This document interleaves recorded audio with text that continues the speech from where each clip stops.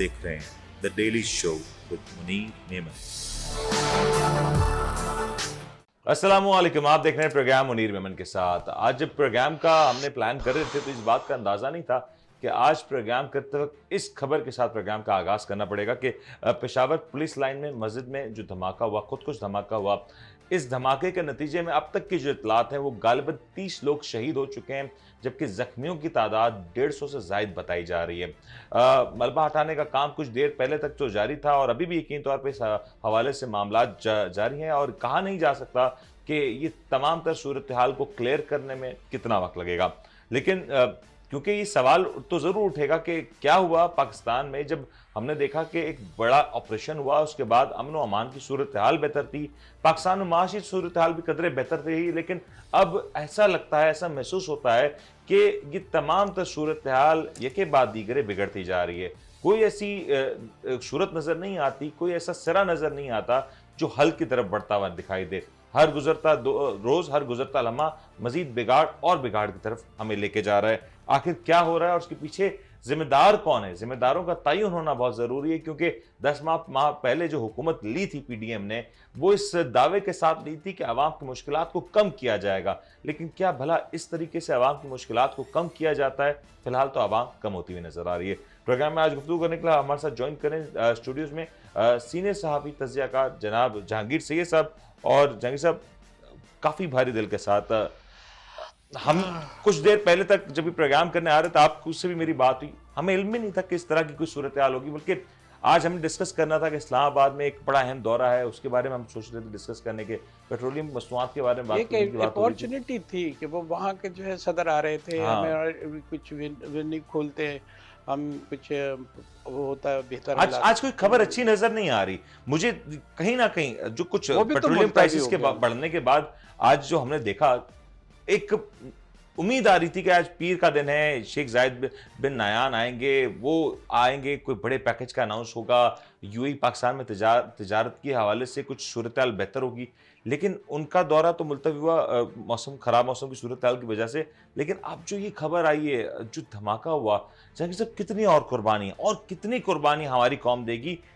हमारे पास दुनिया की बेहतरीन एजेंसीज हैं, हमारी आर्मी बैटल हार्डन्ड है, और मेरे ख्याल से दुनिया की कोई ऐसी आर्मी, ऐसी कोई फौज नहीं है जिसने इतनी ज्यादा कुर्बानी और कामयाबी हासिल की जितनी पाकिस्तान आर्मी ने की। एक्सपीरियंस जिसे कहते हैं ना, हाईली एक्सपीरियंस। सर, फिर भी ये सब हो रहा है, मुझे कोई रास्ता तो बताते हैं। आवाम भी पूछना चाह रही, आखिर ये सब हो क्यों रहा है?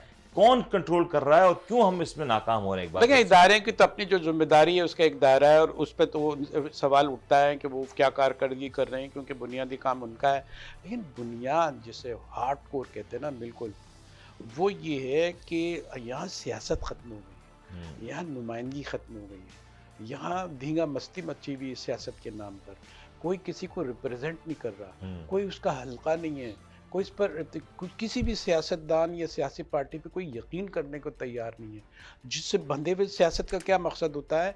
सियासी जमातों का बुनियादी मकसद ये होता है कि वो बाइंडिंग फोर्स होती है, अपने अपने हल्के बनाती है, उसमें अपना इन्फ्लुएंस लाती है, और वो जो चाहती है तो लोग जो उस पर अमल करते हैं, उससे एक जो है मुनज़्ज़म सूरत हाल पैदा होती है, एक मैनेज्ड होती है सूरत हाल होती है, और उसके वजह से हम सबका मुकाबला दुश्मनों का, और जो ज़ाहिरी है, नोन अननोन जो है, वो सीन अनसीन जितने भी दुश्मन हैं, हम मुकाबला कर सकते हैं। अवाम की तायद और हिमायत से हम पे जो हमले हो रहे हैं, 4 तरफ से हो रहे हैं, 8 तरफ से हो रहे हैं, भूख से हो रहे हैं, प्यास से हो रहे हैं, महंगाई से हो रहे हैं, सैलाब की तबाही से हो रहे हैं। हमारे पास ये देखने को ये है कि एक लीडर आता है और वो जो तकरीर कर जाता है, उससे तो धड़ाम से गिर जाता है हमारा कॉन्फिडेंस। थोड़े सांस लेने के काबिल भी सांस थोड़े थमती भी नजर आती है, तो ये लोग सियासतदान ऐसी भयानक बातें करते हैं कि आदमी का सर घूम जाता है, बेहोशी आने लगती है। ऐसी सूरत हाल में ये कोई सच्ची पूरी सच ये है कि जनाब, अगर इदारे ने जो है ए पॉलिटिकल होके कहा है, तो पॉलिटिकल को तो पॉलिटिकल होने दो। सर, पॉलिटिकल तो काम ही नहीं हो रहा है। एक बात बताएं, इतना बड़ा आलम है यार कि पॉलिटिकल वो काम नहीं कर रहे हैं। अगर वो काम अब उनको पास टाइम है और वो अपने दुश्मन को ज्यादा बेहतर तौर पे फेस कर सकते हैं, तो वो ज्यादा अपनी कारकर्दगी दिखाएंगे। सवाल तो कहीं ना कहीं बनता है, हमारे इदारों से भी बनता है, सियासतदानों से भी बनता है, जो हमें लीड करते हैं वो भी, जो हमें हाँक रहे हैं, बेवकूफ बना रहे हैं वो भी, सबसे सवाल बनता है और कौम का हक ये है। लेकिन हमारी कब तक जवाबबंदी सवाल है। उठाएंगे, जरा बताएं ना, सवाल कब तक उठाएंगे? ये कोई पहली दफा तो नहीं हुआ, कुछ अरसे पहले भी इसी तरह की वाकया हुआ था, कार्रवाई हुई थी, और एक के बाद दीगरे बार बार इस बारे में सवालात उठाए जा रहे हैं कि जब भी केपीके जख्म में, लगता है तो चीख पुकार दम निकलता है, साहब इंसान केपीके चीखता में जो है। सूरत हाल इतने डेवलप हुई जख्मी हो गए हैं है, हम मुझे तो। आप बताएं ना कि कितने अरसे से हम आवाज उठा रहे हैं। वो पाकिस्तान तहरीक इंसाफ के मुराद सईद साहब काफी अरसे से वो कह रहे हैं कि यहाँ पे हालात खराब हो रहे हैं, यहाँ पे तालिबानाइजेशन बढ़ रही है, यहाँ पे वो कुव्वतें जो पाकिस्तान के अमन और पाकिस्तान के अमन को निशाना बना सकती हैं वो मुस्तहकम हो रही हैं। सर कोई इस तरह का आपको बड़ा ऑपरेशन नहीं हो रहा सर? देखिए, तहरीक इंसाफ ने जो है वो एक एज ये लिया था कि वहाँ के, आपने तहरीक तालिबान के पाकिस्तान के हवाले से या अफगानिस्तान के हवाले से बात की। अफगानिस्तान से ही जो हमारा मुल्क पड़ोसी मुल्क है, हम उसको तो तब्दील नहीं कर सकते। वहाँ से अगर कोई इंसर्शन हो रही है, मुदाखलत हो रही है, अगर ऐसी हो रही है, तो ऐसी हो रही है तो जो इन्फ्लुएंस ग्रुप होते हैं, जो वहां भी जाके, यहाँ के लोग नहीं है, यहाँ के लोग उनके करीब नहीं है, उनकी इज्जत नहीं है।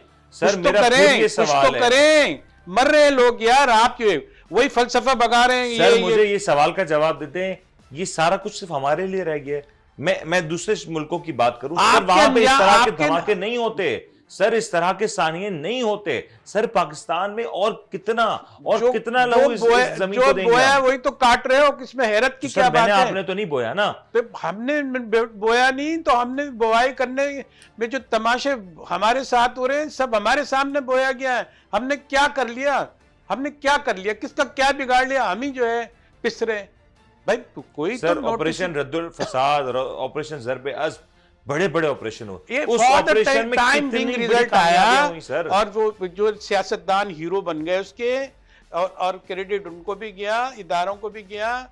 लेकिन हुआ क्या कि जो काम जो है वक्ती तौर पर हो तो उसको कामयाबी में आप देखेंगे। एक बंद हो गया था, अब खुल गया है, तो कौन सी कोताही है? आप दूसरे पे इल्जाम लगाते रहे। आपका दुश्मन आपके पास बम लेके खड़ा है, आपके मस्जिदों को नहीं छोड़ रहा है, आपके पुलिस चौकियों पे और उसके मस्जिद की उसकी की लाइन में था, पुलिस लाइन में, ये मस्जिद में उसमें 28 लोग शहीद हो गए, 150 जख्मी है। न जाने अल्लाह न करे कि उसमें से मजीद तादाद मरने वालों की हो। लेकिन अब आप किसे कह देंगे, किसके? अभी आप देखें, इधर हज़्ब इख्तिलाफ, इधर हज़्ब इक़्तिदार, इधर पीटीएम, इधर तहरीक इंसाफ, ये दूसरी जमातें। इनसे कहेंगे तो कहेंगे इनके बोए हुए हैं, इनसे कहेंगे तो इनका बोया हुआ है। अभी तो हम काटने को रह गए। इनको कौन सा लीडर है मुझे जो काम आ गया इसमें? पाकिस्तान में इतना अहम दौरा होना था ना, आज एक अहम दौरा होना था, तो मेरे ख्याल से तो पाकिस्तान के चप्पे चप्पे पे नजर भी रही होगी, और हमारी जो इंटेलिजेंस एजेंसीज काम भी कर रही हैं उनकी भी एक गहरी नजर होगी। सर क्या ये आपको लगता है कि लैप्स रहा, सिक्योरिटी लैप्स? क्योंकि आज अगर शेख मोहम्मद बिन जायद अल नहयान आ जाते इस्लामाबाद और वो मौजूद होते इस्लामाबाद में, और खुदा ना खास्ता ये हमला पेशावर में हो रहा होता, आपको पता है ज्यादा फासला भी कोई नहीं है सर, कितनी नेगेटिव हेडलाइंस लग रही होती? देखिए, एक बात ये है कि अब हमें जो वजह बताई गई है, हम उसको बड़ा फ्लोरिश करके, बता के, बड़ा और ताल्लुक़ पैदा करके एक ऐसा हम तासुर देना चाहेंगे। वहाँ अगर वो कह रहे हैं कि मौसम की ख़राबी की वजह से, वो तो भाई इतना ही रहने दो, बहुत ज़ख्म लग चुके हैं। अगर उससे रिलेट कर जाएगी, ये एसोसिएट कर जाएगी, मैं और आप नहीं करेंगे, लेकिन इंटरनेशनल मीडिया तो करेगा ना। वो मीडिया जो पाकिस्तान मुखालिफ है, वो मीडिया जो पाकिस्तान दुश्मनी, हमारा जो दुश्मन है, हमारे जो पड़ोसी लोग हैं, ये हमारी जान ले रहे, हम कम से कम वो तो हमारे हवाले से बात ही नहीं करें, हमारी आवाज़ें सुना के बात ना करें ना, हमारे खेल में हमको इस्तेमाल ना करे ना। अगर कोई मीडिया करता है, करता रहे। अच्छा एक बात बताएं, अगर कोई हमारी जबान का इस्तेमाल करते हुए, हमारे प्रोग्राम का इस्तेमाल करते हुए किसी बात की तरफ निशानदेही कर रहा है, तो सर वो कैसे कर रहा है? आप मुझे ये बताएं ना कि ये कुछ हो रहा है पाकिस्तान में। मिर्च मसाला लगाने में दुश्मन को कोई तकलीफ नहीं होती है। अगर आप जिस एंगल से कहेंगे बढ़ा देगा। मेरा कह रहे एहतियात के तकाजा है। वैसे तो जो है ना, कहने का हम अपनी तरफ से जो कर सकते वो भी कहेंगे, वो करें, हम जो कुछ करना कर देंगे। हम अपनी क्या क्या क्या कमजोरियां बताएं? इस कमजोरियों को सर, अब तो हुकूमत छुपाना कहाँ है? भी बहुत मुश्किल हो गया है। हुकूमत कहाँ है जहांगीर साहब? मैं 2 दिन पहले हुकूमत सुन रहा था, मरियम नवाज साहिबा जब प्लेन से उतरी और उन्होंने बड़े जोरदार अंदाज में तकरीर भी की, उन्होंने अपने सियासी मुखालफिन को आड़े हाथों भी लिया। उसके कुछ देर बाद सूरत हाल जो बनी और आज जो सूरत हाल है सर, हुकूमत का लगता है फोकस ही नहीं है सर। अवाम, मुझे तो अब नहीं नजर आता कि हुकूमत किसी भी तौर पर अवाम के मफादात के देखिए, लिए सोच। मसला ये है कि यही लोग जख्म देते हैं, गहरे जख्म लगा रहे हैं, सियासतदान काम नहीं कर रहे हैं, ये फेलियर फ्लॉप हैं। अगर इनके पास इक़्तिदार भी आता है या इनके पास इक़्तिदार नहीं भी आता है तो ये इदारों से मिल के उसमें बंदर बाट करते हैं और फिर जो है ये खेल करते हैं। आप ये देखें कि एक तरफ तो ये है, एक तरफ ये लोग ना इतने जख्म लगा रहे हैं ना, इतने कॉमेडी भी करते हैं। एक लीडर आई वहां से 3 4 5 4 महीने वो उसने इलाज भी कराया। यहाँ के तो अस्पताल बंद ही है ना, जिन अस्पताल में थोड़ी जाएंगे वो। वहाँ बड़े बड़े अस्पतालों में गए, सब कुछ फ्रेश भी है, शक्ल से फ्रेश भी लग रहे हैं, वो उनका तैयारा भी उड़ा जैसे जनाब कायदे आजम उतर रहे हैं। ओ भैया एक हंगामा, हमारे लीडर आ रहा है। इधर से जब, अरे खुदा के लिए ये इस्तकबाल नहीं करो। इन ऐसी सूरत हाल में इस तरह के इस्तकबाल को, मतलब मेरे को आपको लगता है जचता है ये सब ऐसे माहौल में जब आवाम मुश्किलात में घिरी? आप उनकी शक्लें देखो, उनका कॉस्मेटिक देखो, इनका ही नहीं बात कर रहा हूँ, सबके देखो, सभी की बात हो रही है। उनके लिबास की बात देखो, उनके चलना देखो, उनका तकब्बुर देखो, चीजें देखो। इधर की भी बात कर रहा हूँ, उधर की भी बात कर रहा हूँ। खुदा के लिए हमारे जख्मों को आप जो है ना इतना तो नहीं चरोका लगाओ ना। ये कुछ बोलो, अभी 6,000 लोग रिपोर्ट किया गया, 6,000 लोग आ गए। 6,000 कहाँ से आए होंगे, क्या होंगे, कितना पैसा खर्च हुआ होगा, लोगों की मसरूफियात कितनी होगी, लोगों का। अब ये ड्रामे से इससे अच्छा तो दूसरे जो है क्रिकेट का मैच दिखाते, कम से कम जो है कुछ तो खजाने में जाता होगा, कुछ तो वो प्लेयरों को वो भला होता होगा। इसमें किसका भला हो रहा है? इसमें होता है भला जहांगीर साहब, इसके बारे में बात करते हैं। इसमें आखिर किसका भला है और आखिर किसकी भलाई की सजा आवाम को भुगतनी पड़ती है, इसकी और बात करेंगे। ब्रेक लेते हैं, ब्रेक के बाद हाजिर होते हैं। आप देख रहे हैं the daily show with Munir Memon. आप देख रहे हैं the daily show with Munir Memon.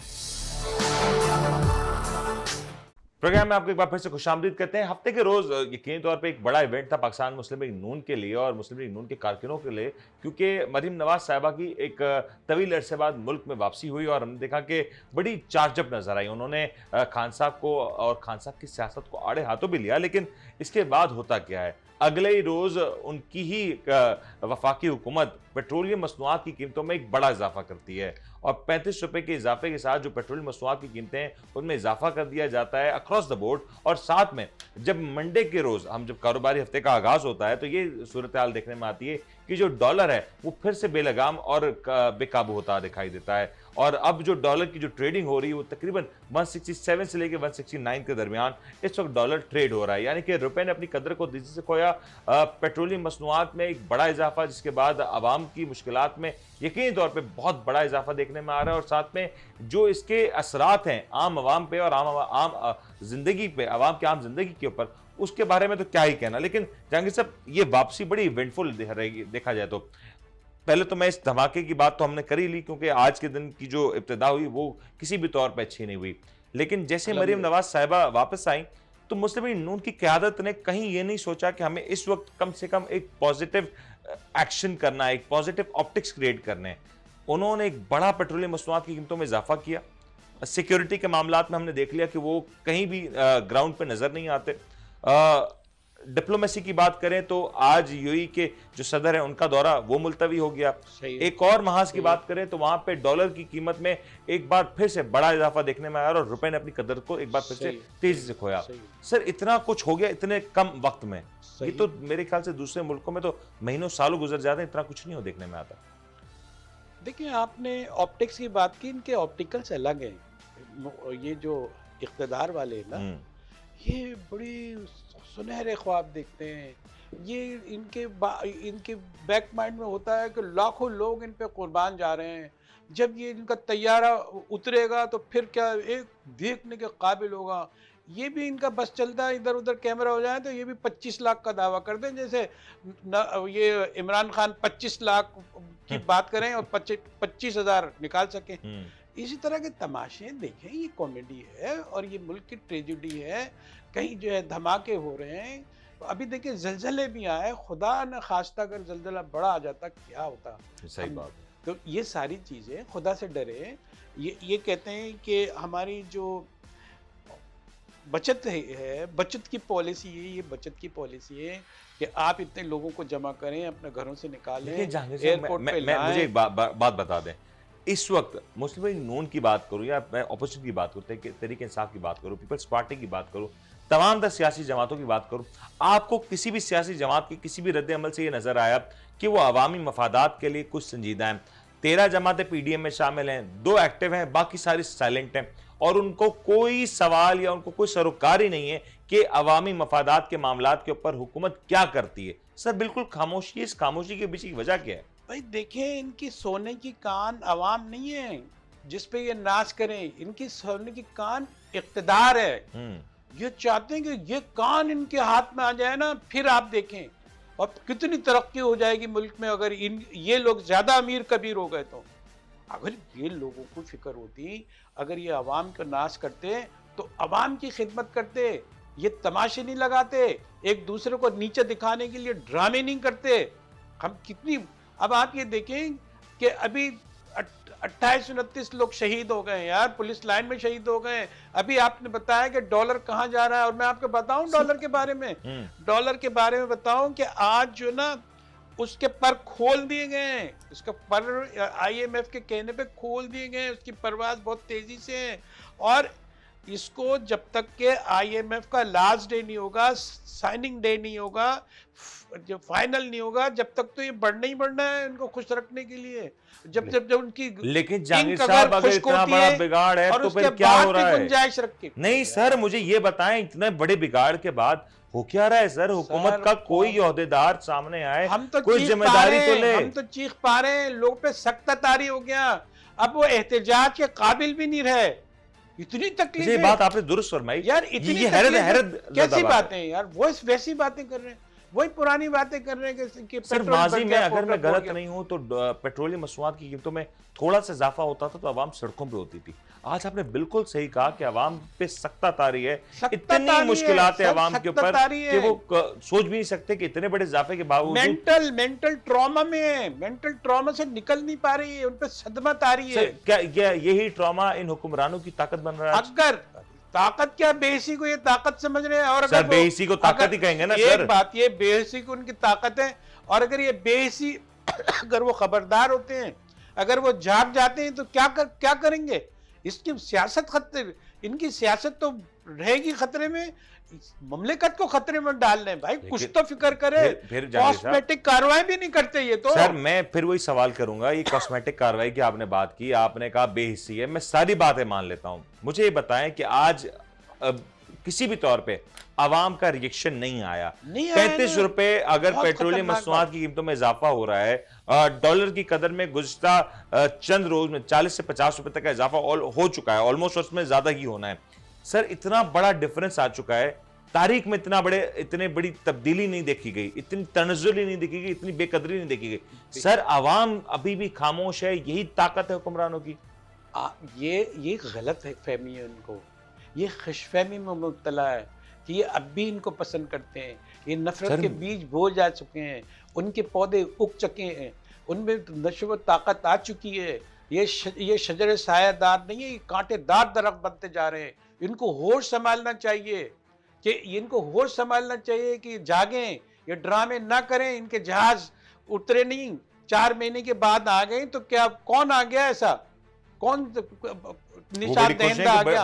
हिसाबदार भी ऐसे आए थे, वो रॉकेट साइंस लेके, उनका तैयारा उतरते ही उन्होंने दूसरे दिन का, जैसे ही मेरा तैयारा उतरा डॉलर नीचे आ गया, उसके पहिए तले दब गया, दूसरे दिन जम कर गया। आपने बात कही है ना, मैं चाहता हूं इसहाक डार साहब ने जो गुफ्तगू की थी वो आपको सुना देते हैं कि दरअसल इसहाक डार साहब ने कहा क्या था। करम से मैं जहाज में जब बैठा, न्यूज़ कंफर्म हुई तो मार्केट ने खुद ही मेरे कहे बगैर अपना काम शुरू कर दिया। मैं उनको मशकूर हूँ, मैं आपके जरिए उनको मैं शाबाश देना चाहता हूँ। लेकिन इसमें यह भी मैं क्लियर करना चाहता हूँ कि जेन्युइनली मैं एज ए प्रोफेशनल साबित कर सकता हूँ कि इसकी सही कदर जो है वो 200 से नीचे है। और अगर बैनुल क़ौमी अदारे के कहीं बैठ के मुझे ये साबित करना पड़े कि जी ये सिर्फ अभी तो डंडा तो चलाया ही नहीं, लेकिन उसकी नौबत ही नहीं आई, ये मैं समझता हूँ कि मार्केट का बहुत मैं मशकूर हूँ कि मार्केट सही डायरेक्शन में जा रही है, मार्केट आपको सही करेक्ट कर रही है। वो फ़र्क जो 12 रुपए था मार्केट यानी ओपन मार्केट में, इंटर बैंक में, वो रिड्यूस हो गया 1 रुपया रह गया।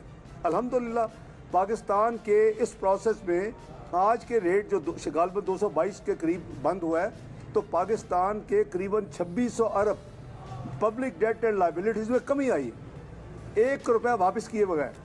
जैसे वो ऊपर जाता था तो जो तबाही होती थी, अब जो नीचे जो डॉलर नीचे जा रहा है, रुपया ऊपर जा रहा है, अल्हम्दुलिल्लाह वो पाकिस्तान की कौम को फ़ायदा हो रहा है, पाकिस्तान की मईशत को फ़ायदा हो रहा है। तो आपने देखा कि सागदार साहब ने दरअसल यही बात कही थी, और मैं आज फिर इस बात को सोचने से कासिर हूं कि वो दावा जो किया गया था, या उस वक्त इतनी बार, ये मुतादिद बार सागदार साहब ने जो दावा किया था, और वो लगातार टेलीविजन मीडिया पे टॉक शोज में आके बात कहते थे और क्लियरली मतलब कोट एंड कोट यही कहते थे कि जो डॉलर की असल कीमत है वो 200 रुपए से नीचे है। आज डॉलर 300 रुपए तक पहुंचने जा रहा है, या ये कह दें कि ऑलमोस्ट पहुंच चुका है तो गलत ना होगा। सागदार साहब कहाँ हैं आप, कहाँ हैं सागदार साहब? वो बदहजमी की डकारे ले रहे हैं, जो उन्होंने खुशफहमी जो है कि जो है लुक़्मे लिए हुए थे ना। अब ये समझे, अभी पहले क्या कहते थे, 3.5 साल में बर्बाद कर दिया इमरान खान ने। अभी मुफ्ता इस्माइल कह रहे 4 साल, ये 4 महीने की तबाही है। अरे अपने घर की खबर लो। अगर है अभी 4 महीने के दायरा उनका घुट गया, क्योंकि उन्होंने उसके साथ अच्छा नहीं किया था, उसको बदलने के लिए अपना बनाया था।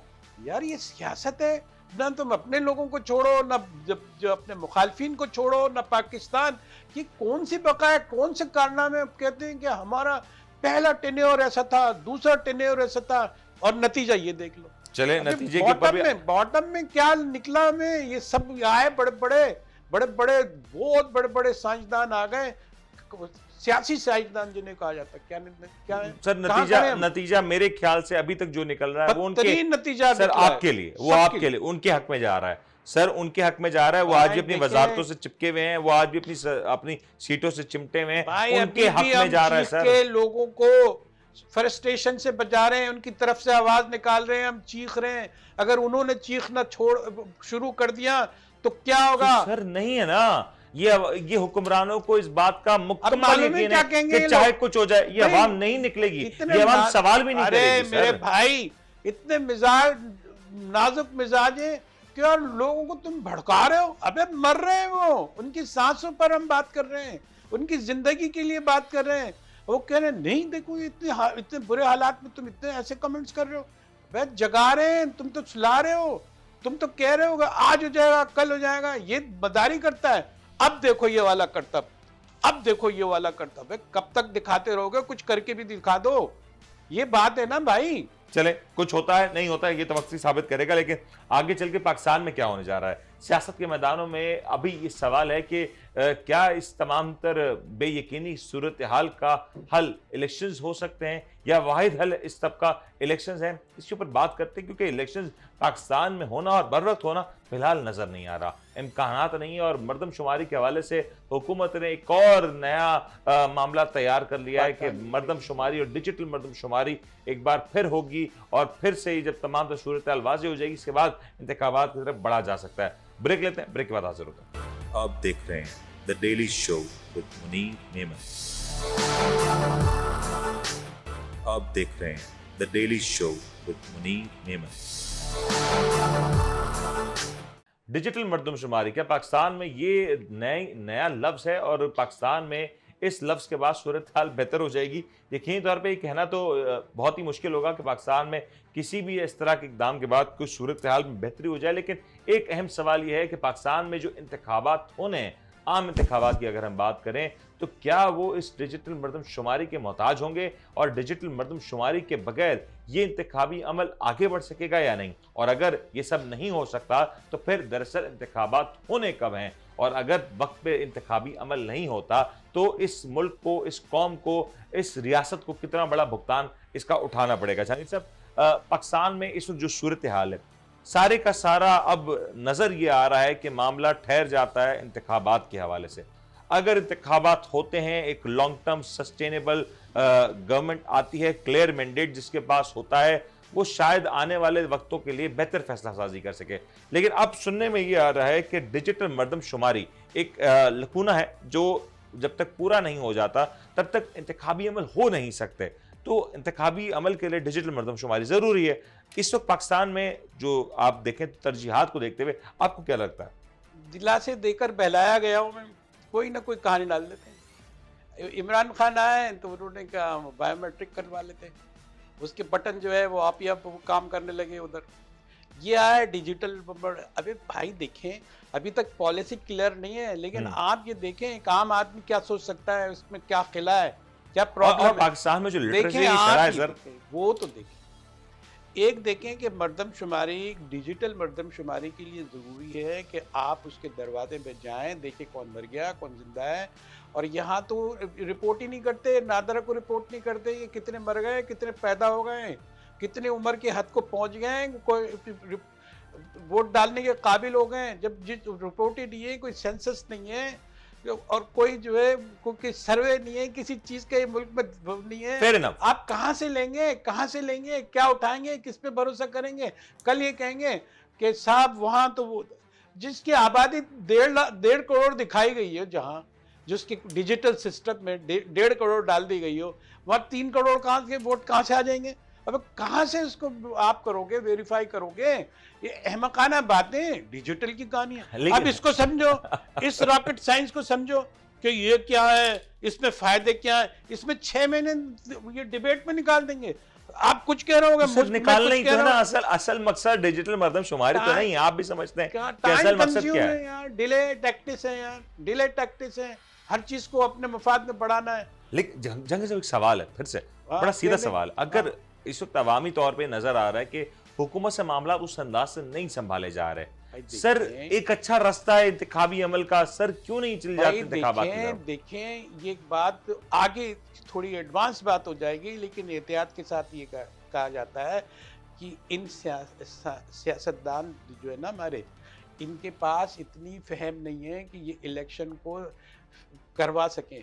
अब ये इंजीनियर्स की तलाश में, और इंजीनियर्स ही लेते हैं या कहते हैं या वो दिखाते हैं कि हम इस्टेब्लिशमेंट का इंजीनियर मिल जाए हमको, फिर देखो कैसी इंजीनियर होगी, सब उम्मीद लगा देंगे बंटवारा हो जाएगा। अरे भाई खुदा का खौफ करो, अपने की हिमायत पैदा करो, अपना वोट जिंदा करो, उनकी खिदमत करो।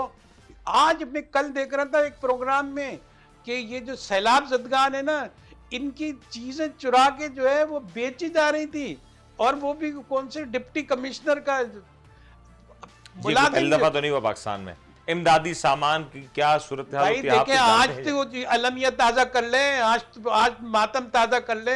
आप आज भी तो नोहा जो है वो कर ले सर, आप कर ले, हम तो ये सर आप कर ले, लेकिन इस बात की यकीन का मुकम्मल यकीन फिर वही वाली बात, फिर कुछ होगा, ऐसे ही कुछ होगा सर। लेकिन चल अब मैं एक मफरूजे के ऊपर बात कर रहा, क्योंकि मरीम नवाज साहिबा कह रही थी ना कि उनका लीडर मतलब मियां मोहम्मद नवाज शरीफ साहब जल्द वतन वापस लीडर है, वालिद साहब, हाँ लीडर भी है, दोनों ही है। लेकिन मुझे वालिद साहब कहेंगे तो फिर वो डायनेस्टी पॉलिटिक्स हो जाती है, तो फिर वो है नहीं क्या? हकीकत तो यही है ना सर। नहीं है ना सर। अच्छा वो जो ये सर आपको पता है मुस्लिम लीग नून के यूथ विंग का सदर कौन है?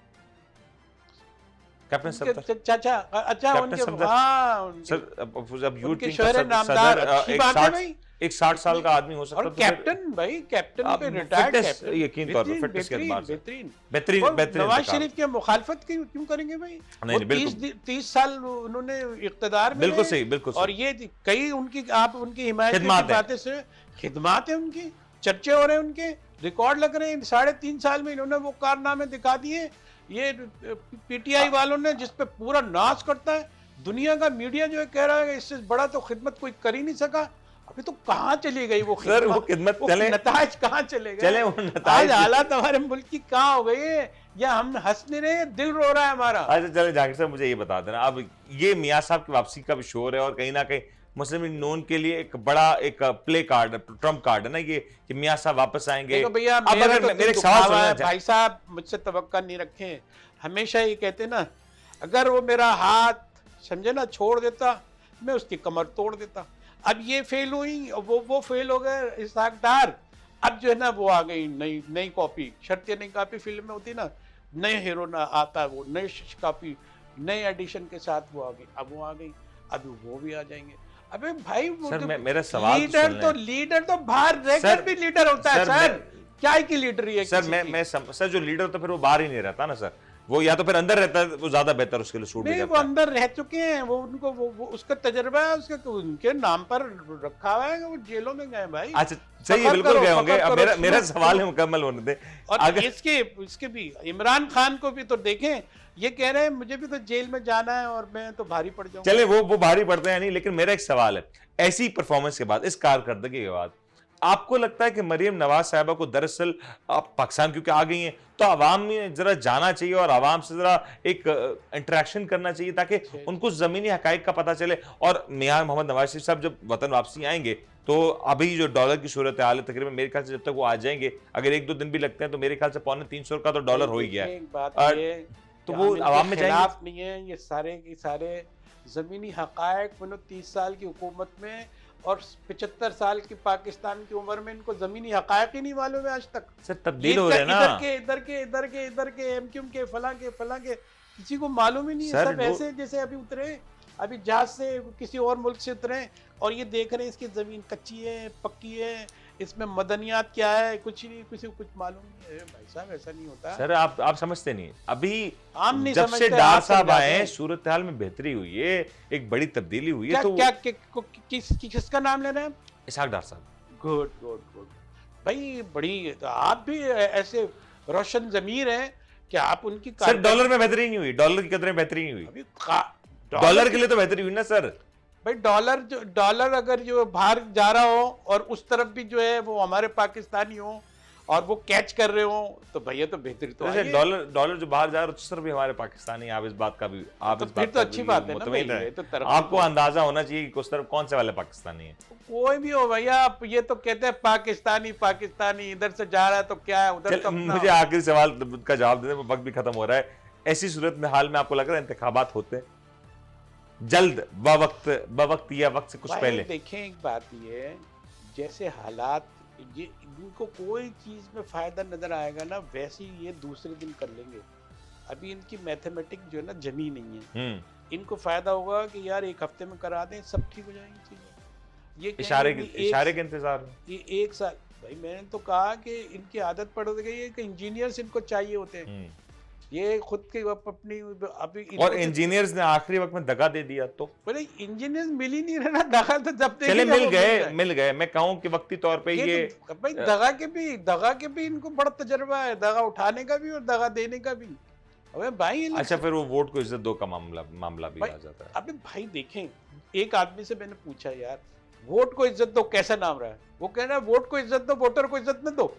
अबे कैसी अजीब सी बात है, उसने बोला वोटर तो जमीन दोज हो रहा है, आप वोट को इज्जत दे रहे हो क्योंकि आपके मुफाद में वो आपको इख्तियार तक पहुंचाता है। आप वोटर की इज्जत दें, वोटर ही को तो इज्जत दे रहे हैं।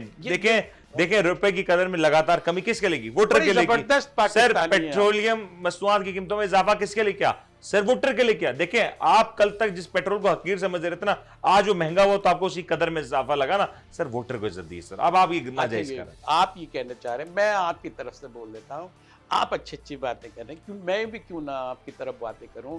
देखिए जो वोटर है ना, ये जो है वो वोटर की इज्जत इसी तरह है कि भैया जो वोट जो है कीमती होता जा रहा है, महंगा होता जा रहा है और उसके खरीदने वाले भी बड़ी बड़ी कीमतें लगा सकते हैं। वोट तो इज्जत पा गया, बिल्कुल पा गया। नीचे आएगा तो कोई खतरा जो है ना वो बढ़ भी सकता है, महंगाई में वोट भी महंगा हो सकता है क्योंकि खरीदारी तो या तो हॉर्स ट्रेडिंग होती है।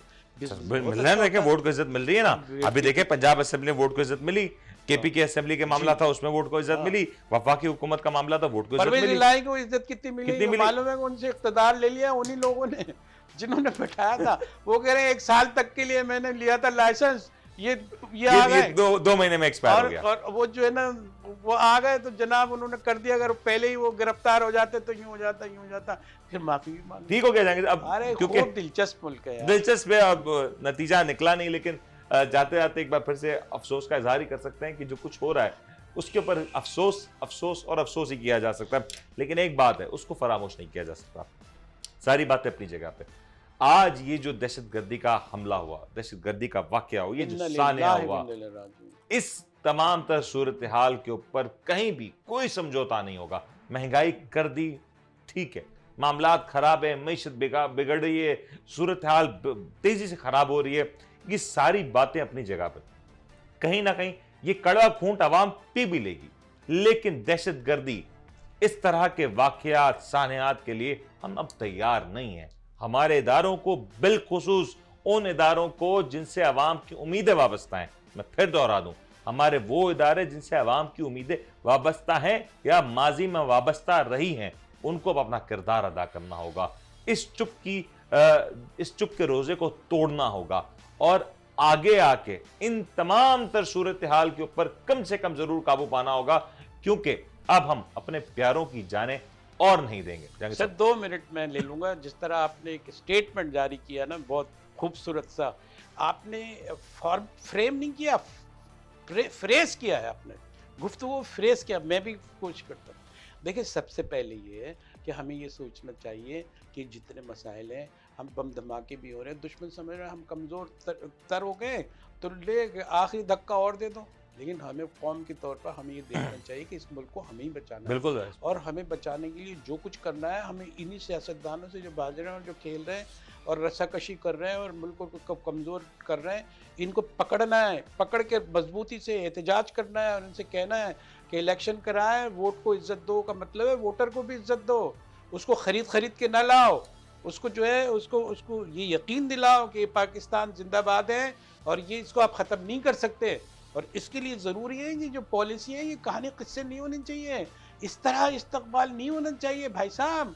अभी कि आप जो कुछ का कुछ नजर आ रहे हो। ये सर, अगर ऐसी कारकर्दगी इस तरह के इस्तेमाल की तवक्को है तो फिर मेरे ख्याल से फिर कुछ और ही मामला है। मेरे ख्याल से अब शायद सीखने का वक्त भी जा चुका है। लेकिन अब आपने एक बात कह दी तो मैं चाहूंगा उसको भी ऐड कर दूं कि आपने कहा दुश्मनों को एक जरूर पैगाम जाना चाहिए। ये बात भी दुश्मन हमारा समझ ले, बिल्कुल कान खोल के सुन ले और समझ ले कि यकीनी तौर पर मुश्किलात बहुत हैं। हम इस वक्त एक बड़े मुश्किल दौर से गुजर रहे हैं, नाजुक दौर से गुजर रहे हैं। ये बात तो हमारे बड़े सालों साल कहते रहे, जब से क़याम पाकिस्तान हुआ है, ये नाजुक दौर हमारी जिंदगी में कभी खत्म नहीं हुआ। तो आप इस बारे में ज्यादा खुश फहम ना रहे कि इस वक्त पाकिस्तान में मामलात खराब हैं, मुल्क के हालात खराब हैं, तो हम पाकिस्तान के खिलाफ कोई ऐसा इकदाम उठा सकते हैं जो पाकिस्तान को शायद सफ़े हस्ती से मिटा देगा। याद रखिएगा, पाकिस्तान और पाकिस्तानी वो कौम है जो हर मुश्किल वक्त में भी आगे बढ़ना जानते हैं, मुश्किल से मुश्किल, कड़े से कड़े वक्त का जवाब देना जानते हैं। और अगर आपने भी कोई इस तरह की शरारत करने की कोशिश की जो आप अक्सर अपनी फिल्मों में करते हैं, ड्रामों में करते हैं, तो यकीन जाने वो नतीजा नहीं होगा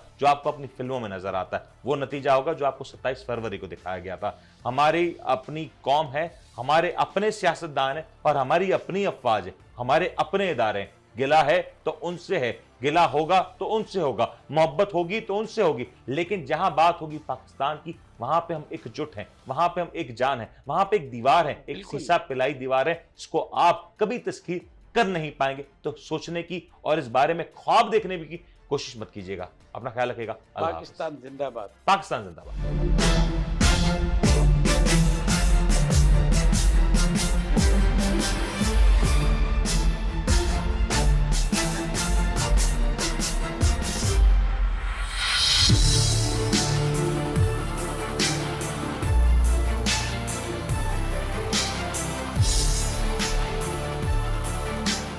आप देख रहे हैं the daily show with Munir Memon.